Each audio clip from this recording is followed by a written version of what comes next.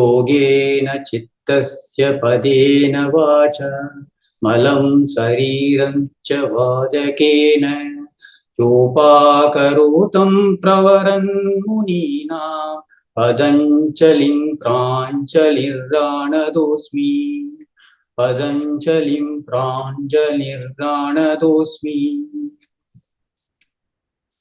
Oh. Today, we will be focusing on Samadhi Pada, very specific Pada we will be focusing. And this Pada is very important in the Patanjali Yoga Sutra. We call it as a nucleus. Let us look at how this is being dealt. And myself and Jayashree will be taking off of the portion, other off of the portion. Okay, now this salutation to Maharishi been written by King Bhoja in 11th century. He also written the commentary for Patanjali Yoga Sutra. Just to give a hint, and the task in front of is something like taking everyone to the Samadhi within another 1.5 hours. That is a tough task in front of us. But how you're going to do this? This is a tricky game. But anyway, with the tough task on the hand, let us look at the quick story to bring all the people to the Samadhi state. Okay? This is the real story happened in Tiruvannamalai, which is near Chennai, close to 200 kilometers from Chennai, and 5 hours journey through road. A little town with a spiritual background. We call it as a spiritual town, at which Arunachaleshwara temple is there, and there are a lot of saints lived there and living there. That is the background of the Tiruvannamalai. There lived a Bhagavan Ramana Maharishi till 1950. Okay. This Bhagavan is a Atmajnani, Jnana Yogi, and he taught so many things. He cleared so many doubts of the devotees, and he created a very good impression in the spiritual seekers during that time. Okay, in 1940s, one of his ashram days, he was looking at the ashram activities. So one of the volunteer who normally helps in the kitchen and all the other people are busy with the things, he found one of the volunteer is in very pensive state, which is something like he is not normal. He is in a very dull mode or something. However, he is helping the kitchen through cutting the vegetables and other things. Bhagavan went near to the person, asked, "It seems to be you are not okay today. What is the problem?" The volunteer just opened his heart and said that I'm thinking of my son who is staying in abroad and so and so. And Bhagavan said, "Do not worry, all those things," and consoled the person. And at last, Bhagavan said, "You have a mind, you have a thought, and you can worry. Look at me. I don't have a mind. I don't have thoughts. It may be a lighter vein or just a cracking joke kind of a thing, but there's a huge wisdom behind this lines. Because the saints will just like they'll throw words, but if you look at from the right perspective, you get to know huge wisdom from that. What he is referring here is something like asampragyana samadhi, because this blessed soul, the Bhagavan Ramana Maharishi, born with asampragyana samadhi. It is something like by birth a kid is having a PhD degree. Because the kid need not to go to any school or a college, directly go to the university and start teaching. That is how he is blessed with. And Ramana Maharishi never ever entered any school or a college or a university, but his books are selling across the world even today. One of the books people like is Who I Am, just Atma Vichara kind of a thing. And he talks about the no mind status many times is nothing but a Sampragyana Samadhi. That is a task being given to us. What is Nirvakalpa Samadhi? What is Asampragyana Samadhi? Sampragyana Samadhi? What is seedless? All those things. That is the deal we are going to today. The task we are going to deal with. With that mind, we just get into our task. Okay. And this slides gives you an overview of what Patanjali Yoga Sutra as a whole, how many padas are there and what it does. The Patanjali Yoga Sutra seems to be the oldest classic and the first classic text on the yoga literature as of date. and it is old as 2200 years back, which is something like 2 BC or 4 ADC or something like. And sometimes it is called as a yoga darshana, or thread of wisdom. Every thread, every sutra is a wisdom.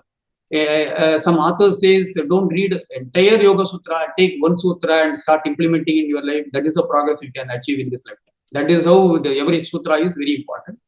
And so many people have written commentary on this, right from Vyasa to Vivekananda and King Bhoja and all those people various point in time. But the commentary by Swami Vivekananda created a wave in the entire world, because the Raja Yoga, the title as Raja Yoga in 19th century, he published in 1896. So this created a wave in Western communities. Today, yoga being celebrated and being treated very auspicious in Western community because of Vivekananda, who written Raja Yoga on Patanjali Yoga as a commentary. This created a big wave, and we are very thankful to Swami Vivekananda on this. And this Patanjali Yoga Sutra has multi-dimensionals, especially the philosophy, psychology, practical aspects, so many things. I think how come he knows things which are relevant today, even he is able to handle those things, especially on the psychology part. Psychology is very, very critical at this point in time, because most of our, I think we are studying common elements.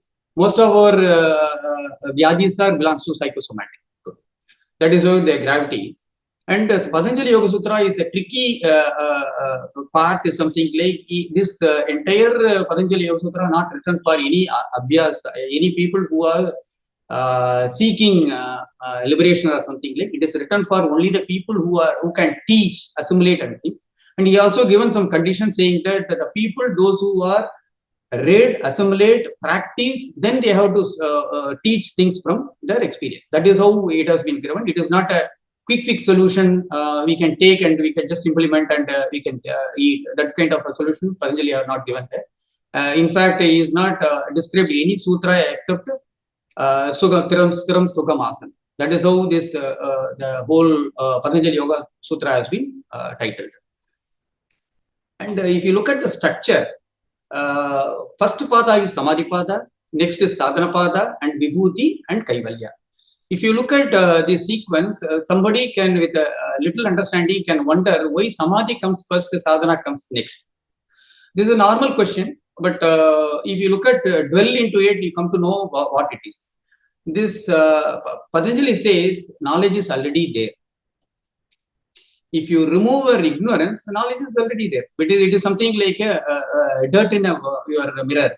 If you remove the dirt, you can see whatever in the mirror. That is how it is. You are not doing anything special to see your Surupa. You just remove your vritti and you can see the Surupa. Based on that, you have to do some practices and other mental modifications to get into liberation. That is a different part of the game. That is where the practice comes next to the enlightenment. And there's the power of manifestation and liberation. That is how the sequence is. Sequence is correct. Only our understanding makes the sense, actually. Moving on to the next slide, which gives you an overview of Samadhi Pada, especially. The Samadhi Pada is the first chapter, and it deals with what are the various stages of Samadhi. Before Samadhi, what are the concepts? Chitta, Chitta Vritti, Chitta Bhumis, Chitta Vikshebas, Chitta Prasanna, so many things he is dealing with. And he also talks about stages of Samadhi and types of Samadhi. Seeds, what is losing the mind, what is Sampragyana, Nirvikalpa, and so on. And this is a higher state of Samadhi he deals in the Samadhi Pada. Then he takes the highest Samadhi Pada in the Kaivalya Pada, that is Dharmamega Samadhi and Kaivalya. And if you look at the connection between the Samadhi and the rest of the this thing, we will go to the earlier side and we see the connections. The connections is something like I think Patanjali might have worked in the corporate. If you look at the corporate entangle, all the padas, first pada, the chapter of enlightenment is something like goal setting. Today we are in business planning session. We want to achieve 1 billion by 2028. That is where he set the goal setting, the goal setting stage. That is the one. Number two, chapter of practice is nothing but a working model. How we are going to work towards getting that $1 billion.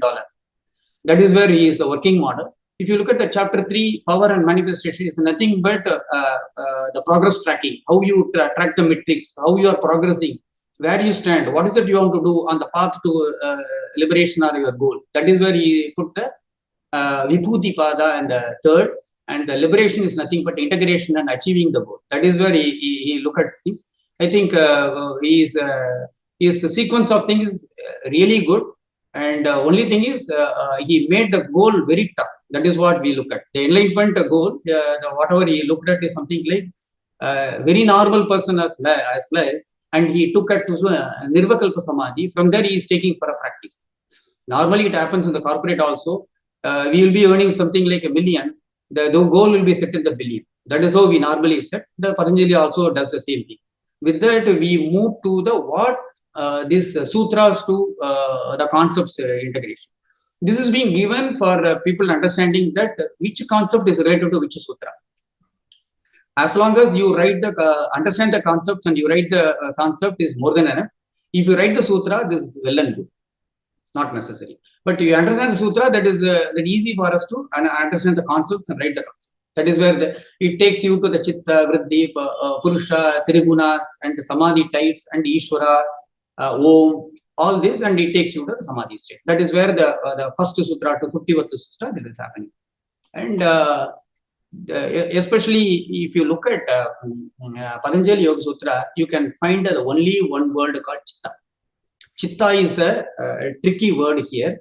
And if you look at why Chitta, why not Buddhi, why not Manas?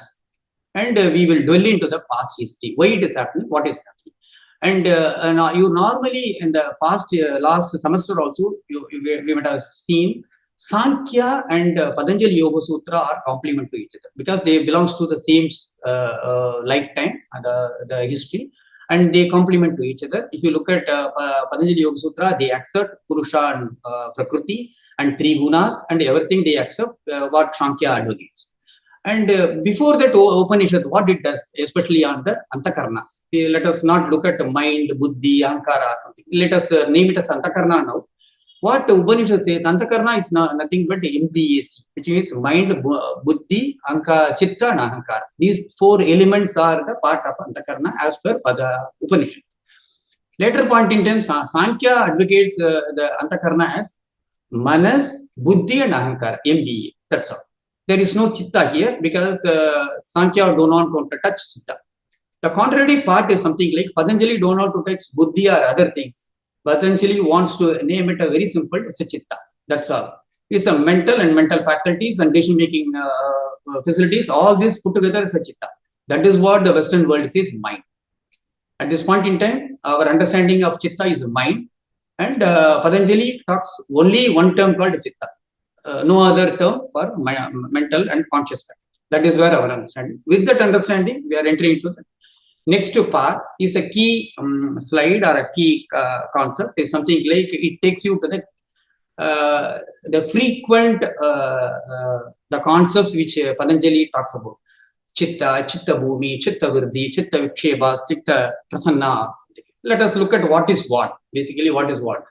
Chitta is something like at this point in time, because Chitta, what we call it is a mind, consciousness, individual consciousness, all this. Let us not dwell into more on this. This is a mental process, including thoughts, emotion, behavior, perception. So many things are put together as a Chitta. Because Patanjali made it as simple, let us not make it as a complex. We also make it as a simple. Chitta means mind and related faculties are Chitta. Now the other term comes Chitta Bhumi. Chitta Bhumi is nothing but the mental state, the state of the mind of the person at the given point in time. That is how.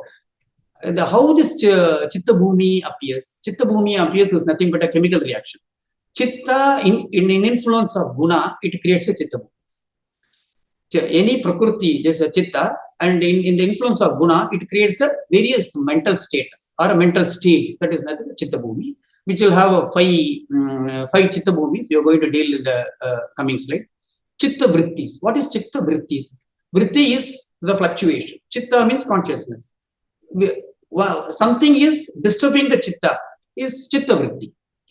Chitta is by nature, it is very calm and quiet. But Vritti makes the Chitta to get disturbed. That's a Chitta Vritti. And Chitta Vikshebas. What is Chitta Vikshebas? It's nothing but obstacles or a hindrance in the path of the progress. It's something is hurdle. You want to cross over, then only you reach the goal. Chitta Vikshebas is nothing but 9 obstacles and 4 associated obstacles, which you are going to see in the later point in time. As at this point in time, our understanding about the Chitta Viksheba will be obstacles. Chitta Prasanna. I think Chitta Prasanna is very much needed in today's time. Chitta Prasanna is something like wisdom or a state of mind. We are not losing our peace of mind because of others' mistake. If somebody is honking and you get disturbed, somebody is shouting, you get disturbed, somebody is insulting you, you get disturbed. Because our peace is in the others' hand. Don't give your peace of mind to others, because that will be trouble always. That is what Patanjali says. Chitta Prasanna you have to maintain, so that if somebody misbehaves, it is ignorance. It is his ignorance. You don't lose your peace of mind.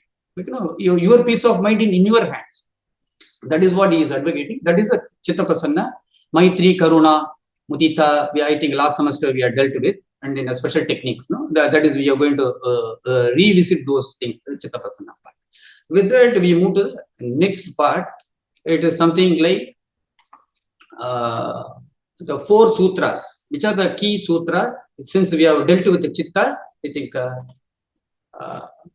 the 4 sutras we normally call as the nucleus of Patanjali Yoga Sutra, the first 1 to 4. Though one is the Yoga Anusasanam, which is starting. Yes, Sir told that the Atha is the simplest form of prayer. Om kind of thing. Just I am praying, I am starting. With that, I am doing this. Though I am dealt with so many things external, today I am going to delve inner journey. I am starting my inner journey. Let me go inside. That is how it is. Chitta and Vritti, which is sutra number 2, I call it as personally, it is a nucleus of nucleus. How we call it as a nucleus of nucleus, nucleolus, or a mitochondria. In the science student, you can call it as a mitochondria or a nucleus of nucleus, nucleolus, which is something like Yoga, Chitta, Vritti, Nirodhaka. I think the entire Patanjali Yoga Sutra revolves around this sutra only, Sutra 2 only, because we are taking every other step to transcend the Vritti. Every other step, it may be in Vibhuti Pada, or it may be in Sadhana Pada, or it may be Kaila Pada. We are stabilizing the Chitta and we are removing transcending the Vritti. That is what we are doing in the various stages and various forms. That is what the Chitta Vritti. And Tadadrushtu Surupe Vasthanam and Vritti Sarupe Vitaratra is something like, I think Patanjali seems to be a software engineer. Because if you look at his way of looking at things is something like this. Say, for example, I take a pen. I think he writes a if statement here and a else statement here. I think he's already a software engineer, because the Tada Drushtu Surupe Astham is something like, if I transcend the Vrittis, I can see my real Surupa, I can see my true self. That is what he says in the if statement. The else statement says that if I am not doing this, what is the problem? I will be identified with so many things, and I will be taking a different roles and other things which is not suitable for me. I will be wasting my lifetime. That is what he says. If else, I think he is putting the if else loop here. No. And I think how to move this screen. Our simple understanding is something like Chitta means individual consciousness, and Vritti means modification or fluctuation. Nirodha means we want to arrest those fluctuations. That is where, to take you to Swarupa, you need to step back and transcend. That is the only way you can clear your mirror. That is what the Patanjali says. You have to step back, you have to calm down, transcend yourself, so that the Vritti come to a normal position, so that you can interact with your Chitta. That is where the With that, we are moving to the next slide. And before that, I think it emphasizes the cornerstone. The cornerstone of the entire architecture of this Patanjali Yoga Sutra is these 4 sutras. The rest of the sutras are being spinned from this sutra. You can call it as an explanation of these 4 sutras. What is Chitta Bhumi? Basically, Chitta Bhumi is something like, as we have already known, Chitta, when getting influenced by the Trigunas, it creates Chitta Bhumi. Chitta Bhumi is nothing but a mental state, the state of mind, and which is again divided into 5 Chitta states.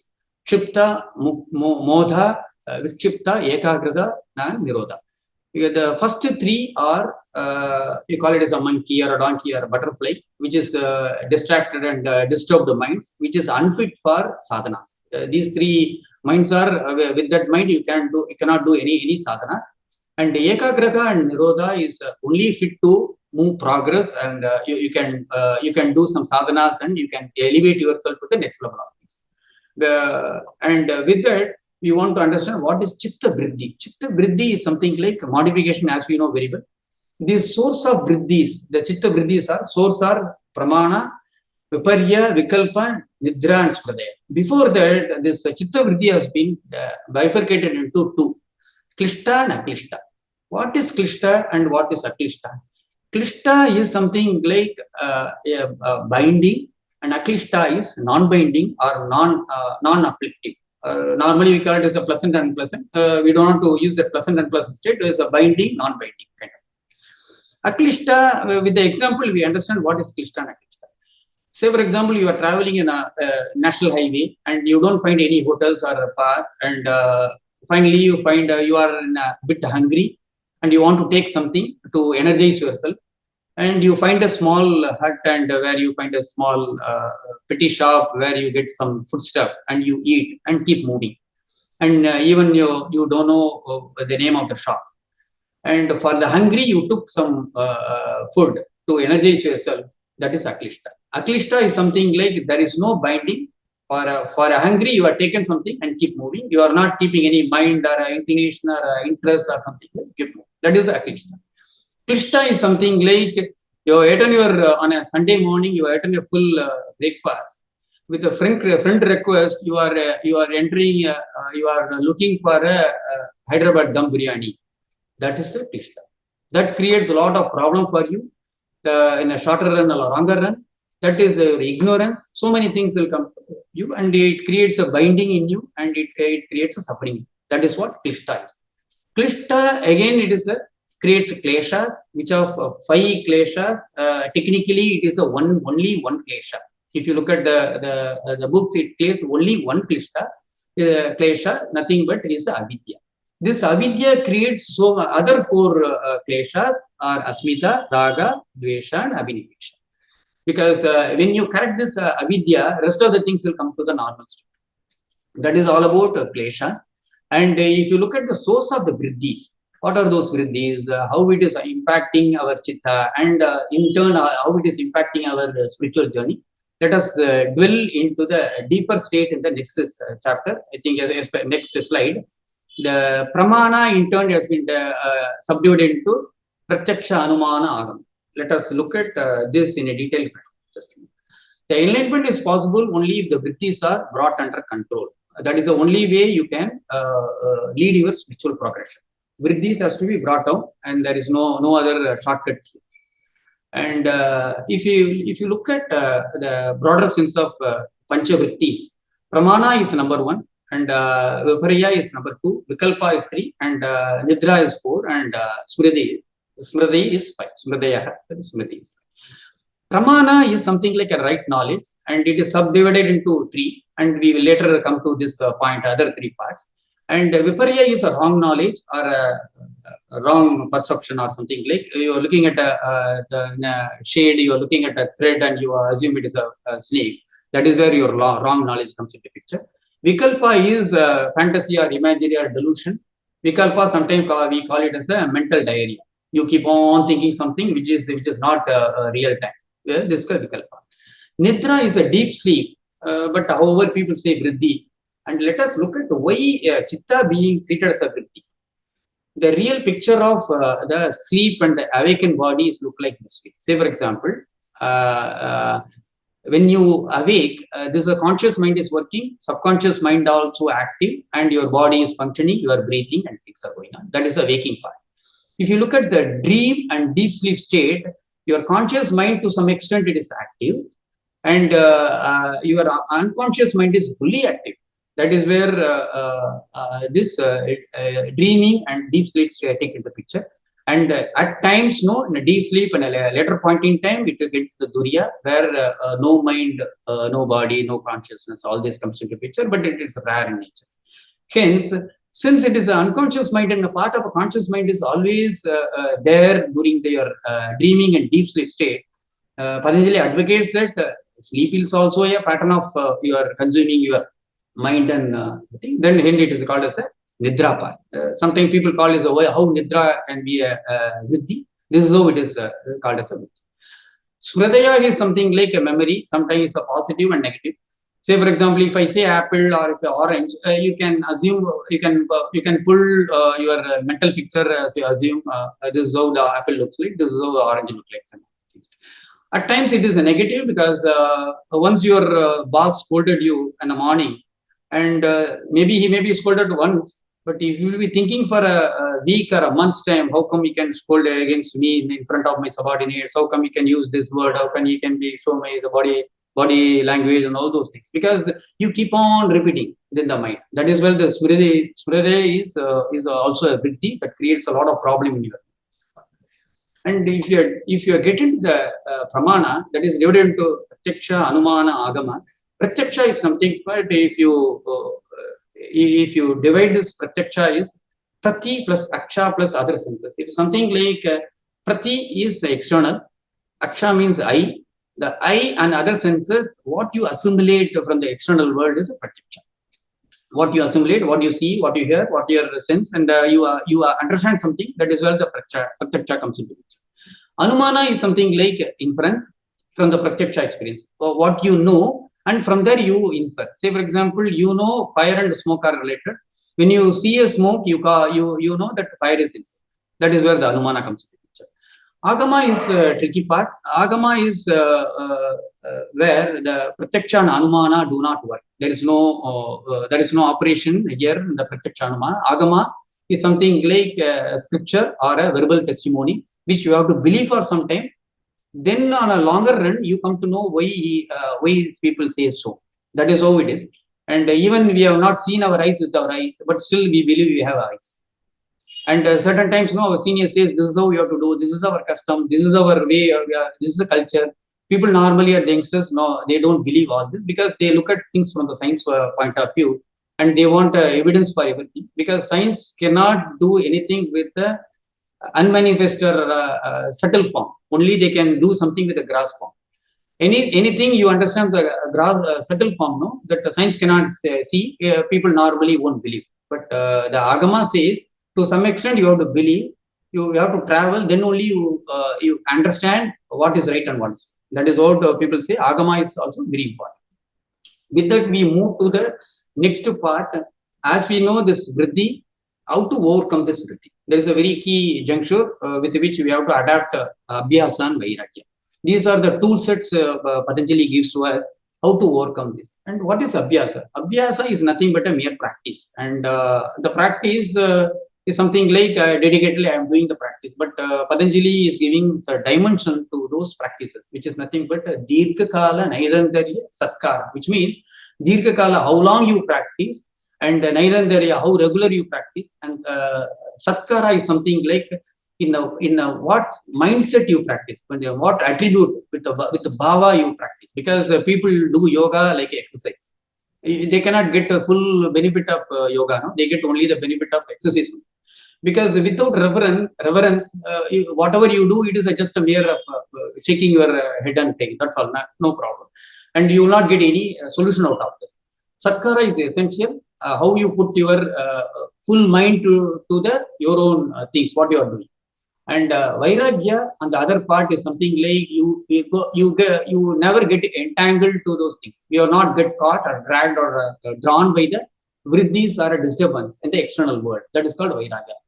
Or dispassion, we normally call it a dispassion. And there is a difference between the abhyasa and vairagya. Abhyasa is mostly extrovert, and Raja Yoga, Karma Yoga falls under this marga. And abhyasa basically a step-by-step process. You do first pranayama, then cleanse the body, then do the yoga, then get into the meditation. There's a lot of stipulated steps are being given. And yoga is a part of abhyasa only because it is antakarma, external part. And Vairagya is something like inner introvert nature. And Jnana Yoga and Bhakti Yoga falls into picture. And especially in the Bhakti Yoga, you know very well that there is no steps there. It is only the bhava and the attitude with which how fast you lose your I-ness, how fast you lose your ego. That is where you progress in the Bhakti Yoga part. And Jnana Yoga is a part of a Vairagya. And when your long-term goals are intact, your short-term decision making will be easy. Because vritti and vritti, you are to overcome the vritti. The Patanjali says abhyasa and vairagya. The underneath there is a key concept that's called viveka. When you have a right viveka, and that viveka will takes you to the right abhyasa and vairagya. That is what the quote says, that when your long-term goals are intact, your short-term decision making will be easy. Because if your long-term goal is to make a healthy body, healthy living, and your short-term decision making is whether to go to a hotel for a dinner or not, you can quickly take a decision whether to go or not, because your long-term goal is intact. And a person without a goal does 5,000 mistakes, and a person with the goals only do 500 mistakes. That is what Swami Vivekananda says. Because without a goal, life is not so interesting. That is what Swami Vivekananda advocates. And if you look at most of the people, they ask how to develop my abhyasa and vairagya. They need not to do anything with abhyasa and vairagya. They have to develop a right viveka. That in turn enhances your abhyasa and vairagya. And the tricky part here is something like I have no outsourcing here, especially on in a spiritual journey. If you want to progress in your spiritual journey, or if you want to see your true self or a swarupa or a samadhi, the only thing is you have to take efforts. There is no method called service maid comes and helps you to see your swarupa, not possible. That is how it is. And we deal with Purusha and Triguna. Here we already dealt with the Sankhya and Patanjali Yoga Sutra shares some platform. That is where this Purusha, Prakriti, and the Trigunas are comes into play. As the Sankhya advocates that 24 tattvas and Trigunas are a combination of this whole creation, and every creation in this entire world, whatever you see, these are all made up of Prakriti and Trigunas. Whether it is alive or alive, and the same Trigunas matters. And this Trigunas is important to engage in this outside world, because you have to act, you have to transact, and you have to move, especially needed. And as everybody thinks that gunas neither good nor bad, because people say sattva, rajas, and tamas. People say tamas is inert and inactive and useless or something like. Say for example, for an active day working, you need a good night's sleep. Night sleep is nothing but a tamas. Active working is a rajas. For doing a good rajas, you need a good tamas. And this is something like it has to be achieved a equilibrium. It doesn't mean it is a bad or a good or something. And Patanjali advises us not to fight with this guna. We have to transcend the guna. We have to transcend the guna to reach the supreme. That is what he advocates. When you transcend the guna, what is it you achieve? You achieve the silence. Let us not complicate this with samadhi or something like. Let us make a simple term called silence, or a concentrated mind, or a focused mind, or something like. This is silence. Let us see what are the silences available, what are the levels of silences, and how we can start our journey in the reaching the highest state of samadhi or silence. Samadhi, we normally call it as two types. One is sambija and nirbija. Sambija is something like with seed, and nirbija is without seed. What is seed here? Seed is samskaras and vasanas. These are the impression which we carry for birth to birth, janmas to janmas. We carry all these impressions. That is what they call it as seed. And with the seed, we call it sabbija. Sabbija samadhi further divided into two things called sampragyana samadhi and asampragyana samadhi. We normally call asampragyana samadhi as a nirvakalpa samadhi. Okay. And further, these two are divided, or I can call it as a layers or a planes or something like. These are 4 planes or 4 layers. Vitarka, Vichara, Anand, Asmita. These are the stages with which you progress in the entire journey, and to reach the nirbija, which means nothing but the seedless part. From seed to seedless, You deal with so many things, say object, mind, klesha, vasana, and ego. So many things you will be losing. That is the reason the journey is not linear. And if you look at the numbering pattern here, it moves from zigzag. Savitarka to Nirvitarka, Nirvitarka to Savichara, Savichara to Nirvichara. The picture depicts you how this movement is happening. The progression is zigzag. Basically, it happens in zigzag path. Then you will reach the Nirvija Samadhi. And if I want to give you a quick hint, I think Sir given the notes this way. Savitarka is something like gross object. Nirvitarka is meaning of the gross object. I am concentrating on a meaning of the gross object. Example, say for example, I am putting a Rama in front of me and start meditating. I am this is a gross object, which is nothing but a Savitarka. And I am not keeping the name and the form. I am only looking at the Rama's meaning, and I am start meditating. That is a Nirvitarka. That is the meditating, concentrating on meaning with meaning and the gross object. After the gross, I go to move to subtle. The subtle object, if I start meditating, and that is called Savichara. What is the example? Example is something like I create a home in my in the mind without any form or shape, and I create my own form in my own mind, and I start meditating. That is called Savichara. And if I start meditating without the form, only the attribute of Om, the meaning of the Om within my mind, that is called Nirvichara. Anyway, don't worry on this Savitarka, Nirvitarka, Savichara, and Nirvichara. But Jayashree will deep dive into a couple of the slides are coming up and give you a deep understanding about this.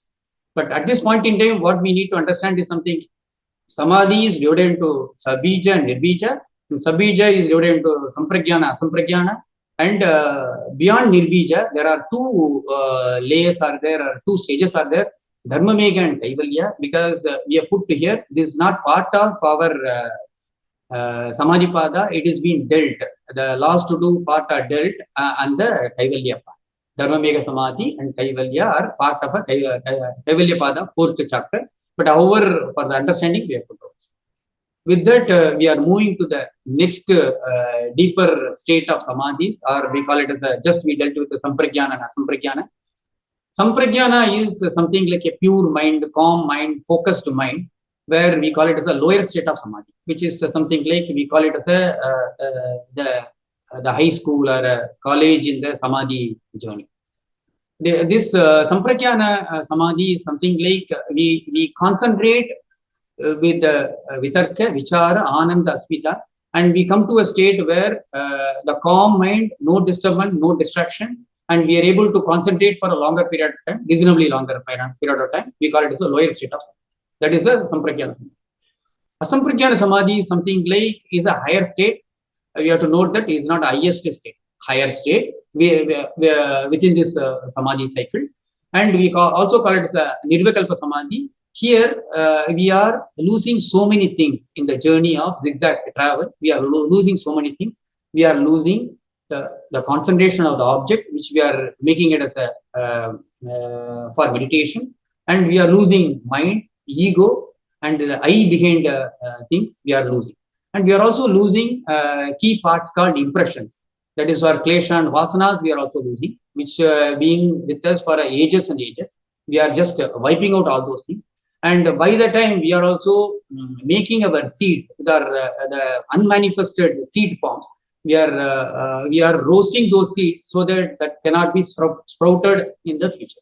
Which means there is a real phase with which by losing the seed or giving up the seed, we are entering into the new term called Nirbija Samadhi, which is Nirvikalpa Samadhi part, which is the higher part within the Samadhi state. Though we call it as an attribute to something like a deep sleep part or a waking sleep part, which is a awakening to a self-awareness part, which is a higher state where there is no mind, no object, no samskaras, no vasanas, and there is no seed also. A very pure state or a bliss or ananta will be. That is called Asampragyana Samadhi or Nirvikalpa. With that, we have another 2-3 topics we dealt here called samskaras and vasanas. We want to understand what is samskara and vasana. Before that, let us look at what is we have done so far from sampragyana samadhi to asampragyana samadhi. If you create an analogy, your mind to a lake. To clean the mind, you created so many things and you progressed and you cleared all the victims and you move on to that. You started losing the mind. You purified the mind and you lost the mind. It is something like if I want to clean a lake and creatures and dust in that, I brought a crocodile into the lake. Crocodile does his work and by removing all the creatures, the dust and other things. But now I want to use the lake, I have to remove the crocodile. That is what we are doing. We are taking a mind, we are purifying the mind, and we are losing the mind. That is how the transcendence happens, and that is how we reach the Nirvakalpa Samadhi. Okay. And moving on to this slide, the key concepts are samskaras and vasanas. Samskaras is something like a general impression which we carry, janmas to janmas. And this is powerful because that determines our behavior in the external world. How you behave with others and how your personality is something like it depends on your impression. What is kind of impression you have, what kind of a belief you have inside. Vasanas are minor or a tendency or a simple specific tendency or a specific thought process or patterns which is spinning out of samskara. Samskara is a base. From there, the vasanas get driven, which is most of them are unconscious, which may be a good or a bad.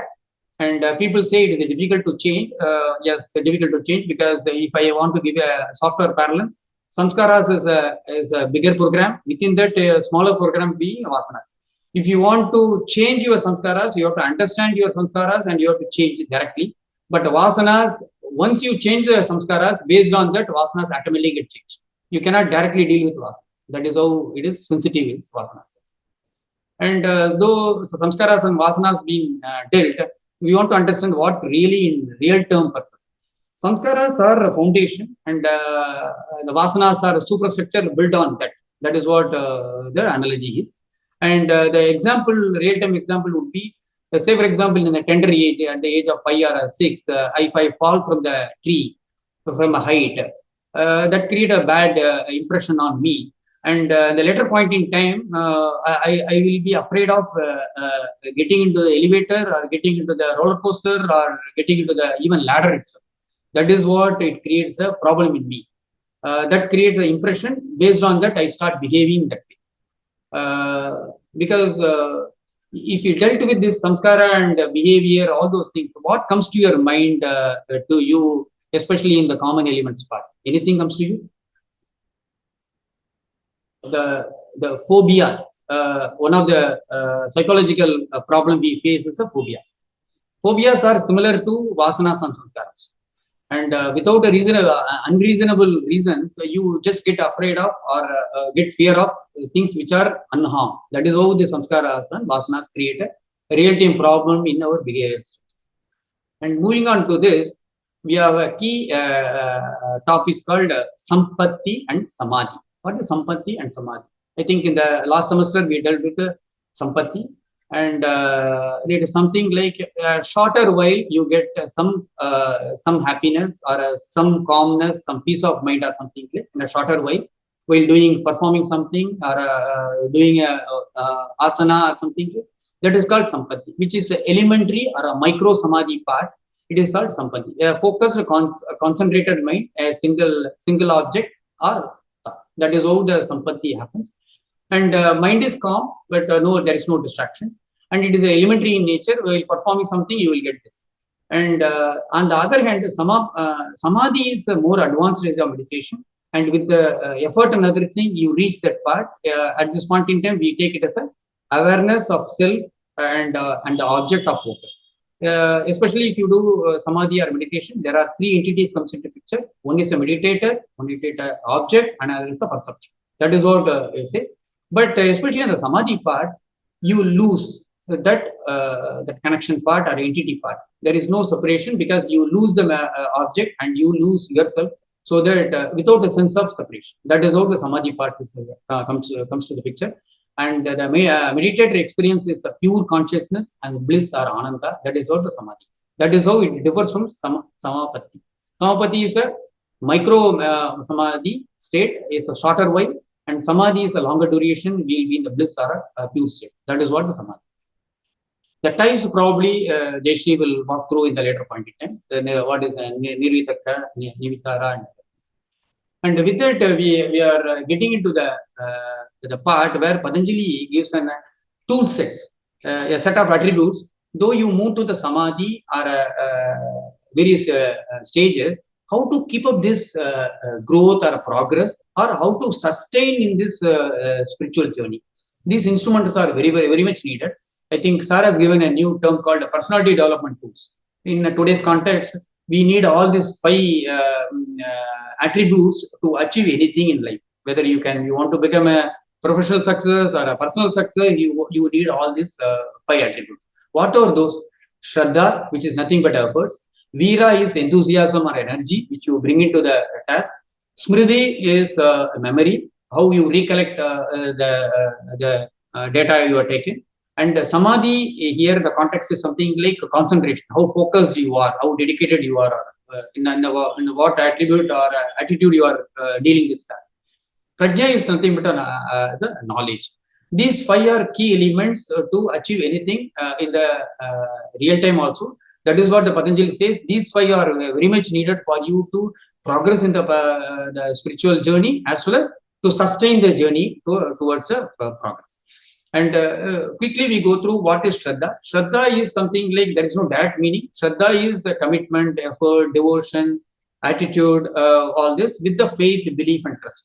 That is where the tricky part comes into the picture. Faith, belief, trust differs from person to person. Say, for example, faith is something like I doubt, but I believe. That is where the belief. Because I want to get operated from the doctor. What I will do, I will inquire with the people how the doctor skill set is, and I will get a second opinion. Then only I will get inducted to the doctor's operation. That is how the faith comes. Because faith takes time. But there is a bit of doubt, and you will keep on inquiring. That is how the faith increases, and automatically doubt reduces. The belief is something like personal. People believe on a personal basis. That is how the faith is, how they put forth the faith. Trust is another tricky part, which is something like trust. In the Western world, people call it as a trust but verify. That is what the Western advocates. And Buddhist Dhyana Swami normally says, trust is pending confirmation. You can trust your acharya or trust your guru with the pending confirmation. What he emphasizes something like, don't go blindly with the words of a teacher. Don't go blindly with what you learned in internet or a book or anything. But you have to assimilate and you have to understand the real meaning behind this. That is what the pending confirmation. You keep inquiring yourself, what you learned is really good or something. People normally say, colloquially says, eaten food is not yours. Eaten food is not yours, only digested food is yours. Because eaten food, you can vomit. And digested food is yours. Because you assimilate, synthesize, and you take those points together and you put into your life, that is your property. That is how it comes. And for a successful inward journey, one needs to have a positive mindset, not the blind faith. I hope you remember that blind faith, even Krishna don't accept.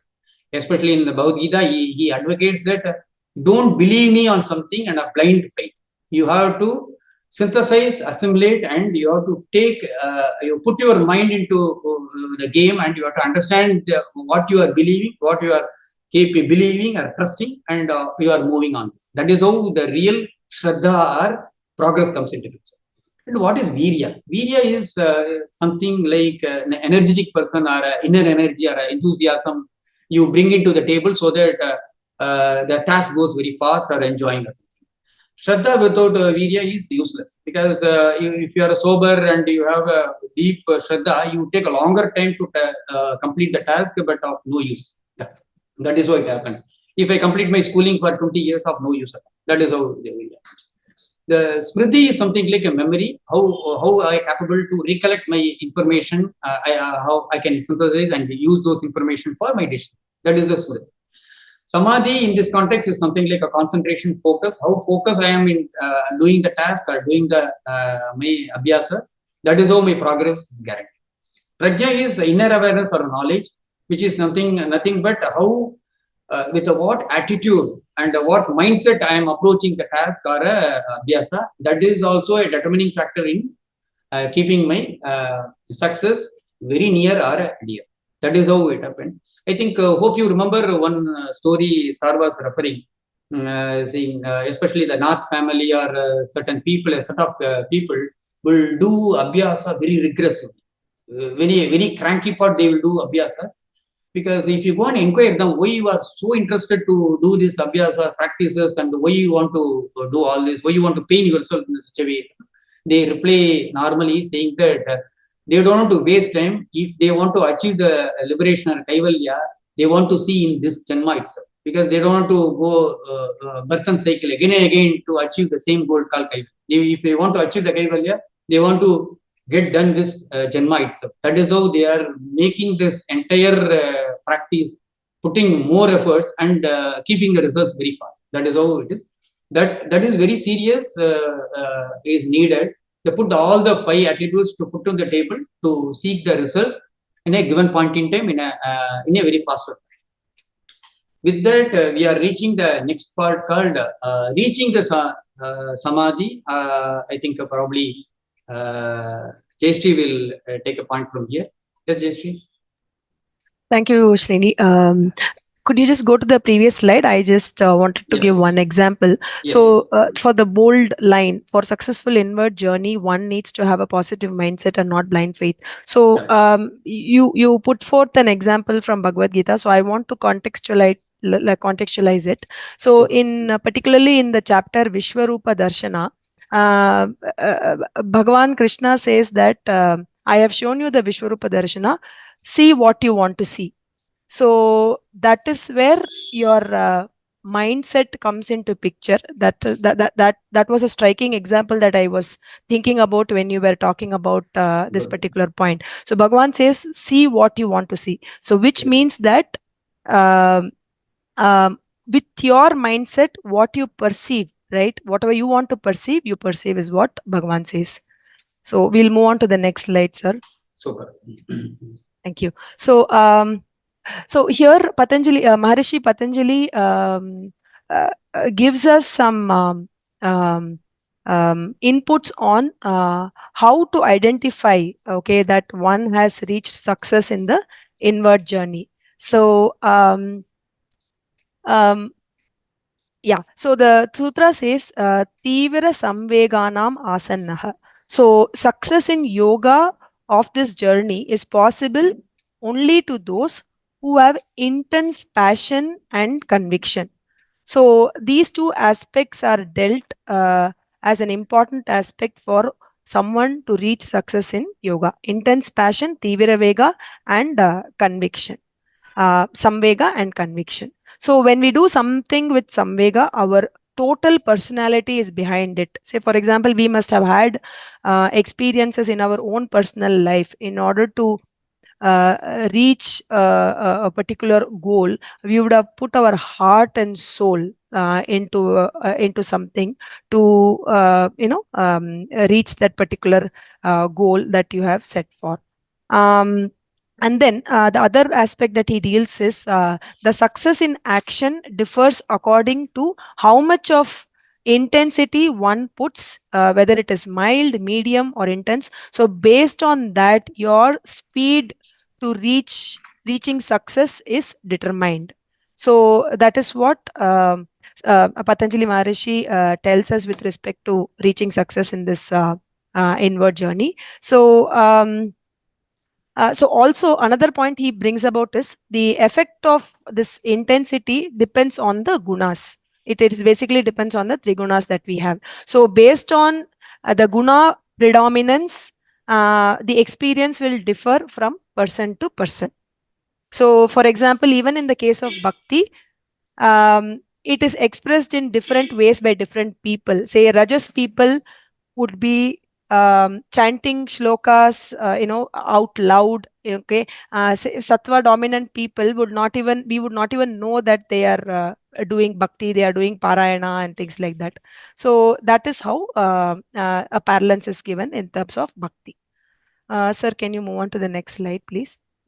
Yeah. So now Maharishi Patanjali deals with the concept of Ishvara. So I would like to bring about the commonality here with respect to Bhagavad Gita also. So sir also have pointed out to us that Bhagavan said, if you cannot do Jnana Yoga or Karma Yoga, or if you cannot do anything, at least do Bhakti Yoga. That is better. And he glorifies Bhakti Yoga in those chapters. So similarly, here also Patanjali Maharishi says that surrendering to Ishvara Parinadanatva, okay, is the most important aspect of this journey. So he defines who is Ishvara. Ishvara is the pure consciousness, independent of cause, effect, and impressions. He is the Purusha Vishesha. Okay, so he is the guru of all the gurus, and he is not bound by time and space. So the manifesting word of Ishvara is Om, the Pranava mantra. And he also deals about how Ishvara will help us in reaching Samadhi. So as I said, both Bhagavad Gita and Patanjali Yoga Sutra has some commonality in respect to this Ishvara Pranidhana, surrendering to Ishvara concept. So repetition of Pranava mantra brings about the disappearance of all the obstacles. It encourages us to introspect and enables us to get into the experience of Samadhi. So another thing he says, that how do we do this mantra, right? So while we repeat this mantra, it should not be your mechanical utterance. Say, for example, your mind is somewhere else, you're watching TV, you're doing something else, some other activity, your mind is full of different thoughts, right? So that is not going to yield any result for you. So make sure that you chant with the artha and the bhava, the emotion behind the pranava mantra. So, as I said, again, attaining samadhi, the easiest way is surrender to Ishvara. So, you can see this divinity in this world only when you can see the divinity within you. So, that is one of the most important aspect. So, please move on to the next slide. Okay, so now we will deal with one more important concept, chitta vikshepas, or the mental obstacles. Okay, so there are 9 obstacles that Maharishi Patanjali has indicated us, or rather cautioned us, that one would come across during the spiritual journey. So they are listed as Vyadi, Sthana, Shamshaya, Pramada, Alasya, Avirati, Bhranti Darshana, Alabha Bhumika, and Anavastitva. So Vyadi, we all know it's sickness. Sthana is mental laziness or tamas attitude. Samshaya is always in doubt. Pramada is lack of enthusiasm or hope. Alasya, again, laziness of your body. Avirati, hedonism. Bhranti Darshana is delusion, seeing things upside down. Alabha Bhumika, lack of progress. And Anavastitva is being inconsistent, unsteadiness. Okay. And he also gives us, 4 symptoms that one will have if these if these obstacles are present. So how do we identify if we are into these obstacles? So the first is dukkha. If a person is very sorrowful, okay, and in grief, so that is one of the symptoms that tells us that this person is in mental obstacle state. Say vyadi will lead us to dukkha, and daurmanasya, it's despondency. So with dukkha, one person will have an inferiority complex also. Then the next one is angame jayatva, unsteadiness of the body. So again, this as in Bhagavad Gita first chapter, it comes across where Arjuna's state of mind. So he was in full of grief and dhaurmanasya. So his body starts to shake and his hands will tremble. So that is called the unsteadiness of the body, angame jayatva. And Shwasha Prashvasa, irregular breathing. We all know, we have been studying from the first semester that when there is a problem in our body, right, the 2 indicators are irregular digestion and irregular breathing. So that is how This is also one of the indicators or symptoms of our mental obstacles. Sir, can you please move on? Yeah. So Patanjali Maharishi also deals about or gives us solution to removing these obstacles. So Srini sir dealt with the concept of Chitta Prasadanam. So that is the solution for removing the obstacles. So the most important, one of the most important sutras, Maitri, Karuna, Mudita, Upekshanam. So we have to apply that in our day-to-day life. So make our chitta happy. How to make that? We have to be friendly with good people, prosperous people. We have to show compassion towards the people who are in sorrow or deprived people.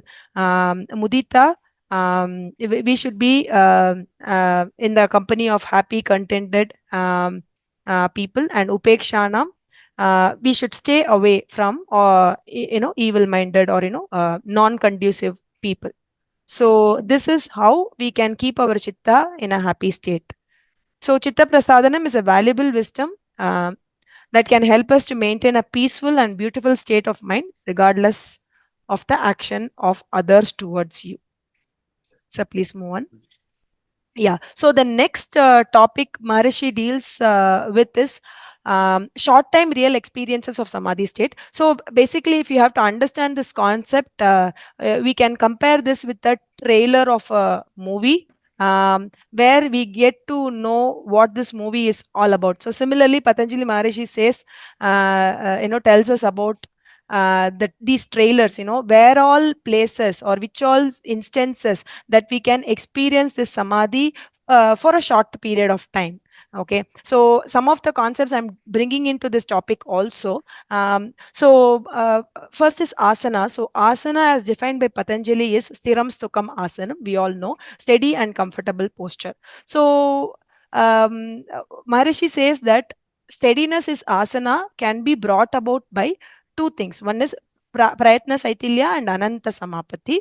Prayatna saithilya is withdrawal of effort, and ananta samapati is absorption with the endless. So ananta samapati is basically, when you are doing a particular asana, right, and you are able to be in that posture for a long time, right, where you feel that absorption with oneness, right. So that is the state, one of the states where you will experience the samadhi for a short period of time. So that is one instance. So the next instance is Patanjali Maharishi defines pranayama as cessation of the movement of inhalation and exhalation. So while performing pranayama also, Maharishi says that the period between inhalation and exhalation where we are free from the prana activity, so the apranatva state, is similar to experiencing samadhi.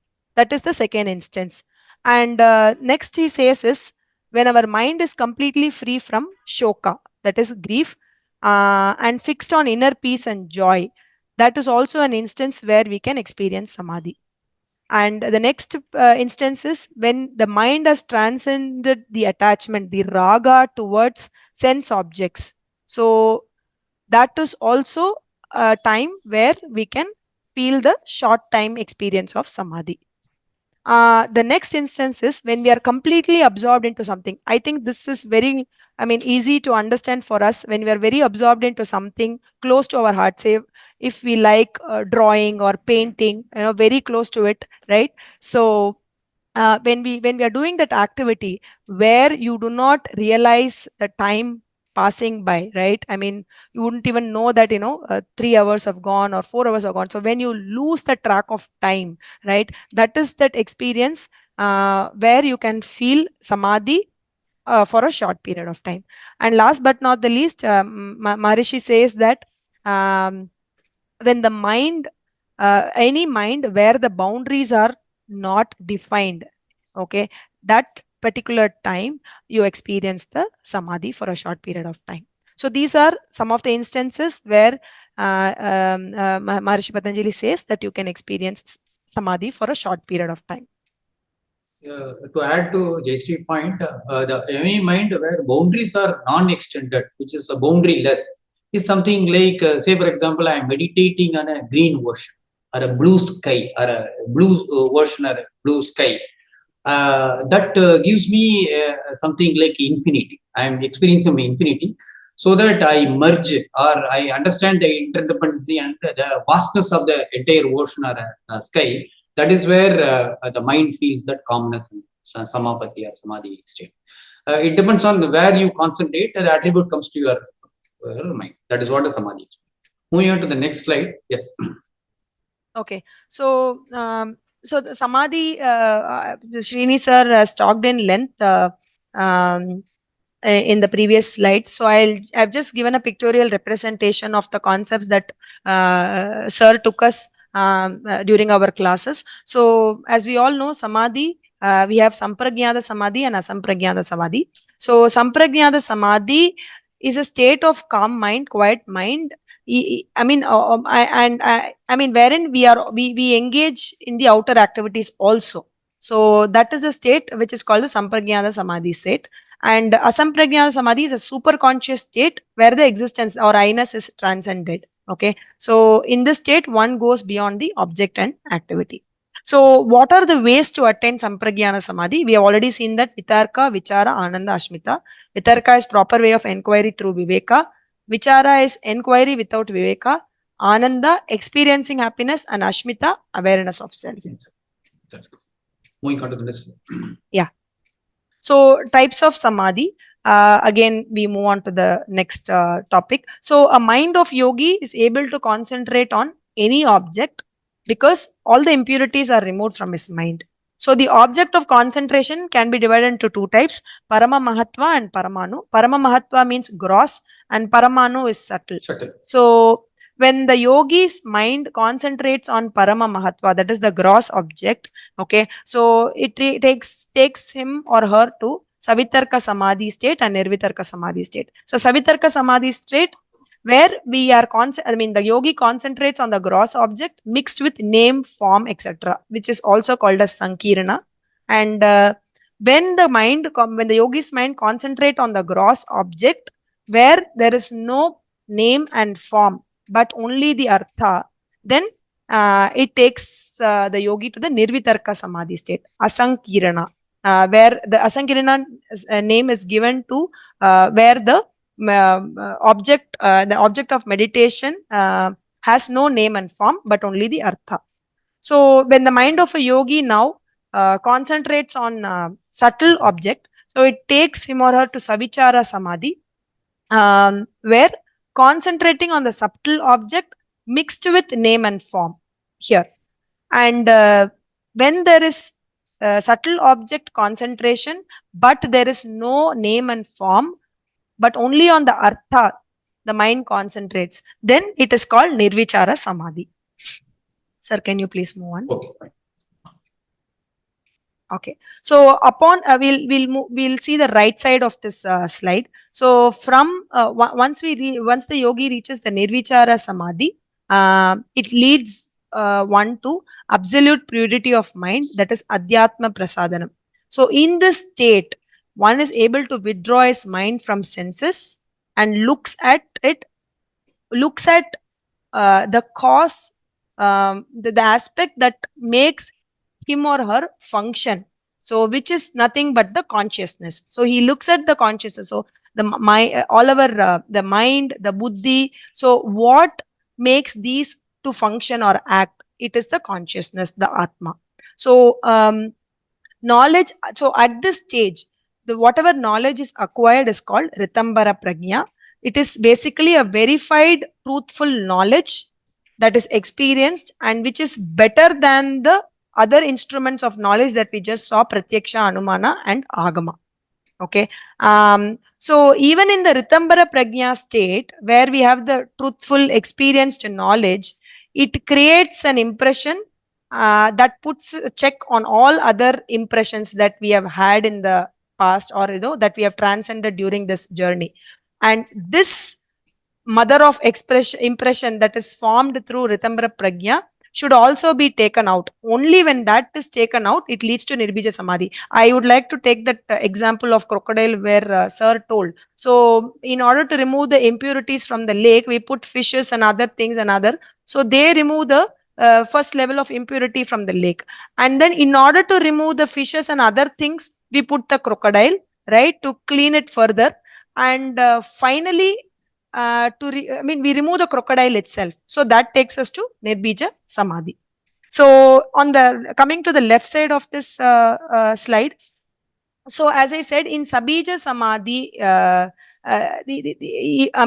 Prakriti is a subtle object, so that is also present. So all Savitarka, Nirvitarka, Savichara, Nirvichara, they are all still having seeds, okay, which are a potential to sprout. So that is why they are called as Sabija Samadhi. In Nirbija Samadhi, we do not have, the seeds are roasted and there is no potential for the seed to sprout.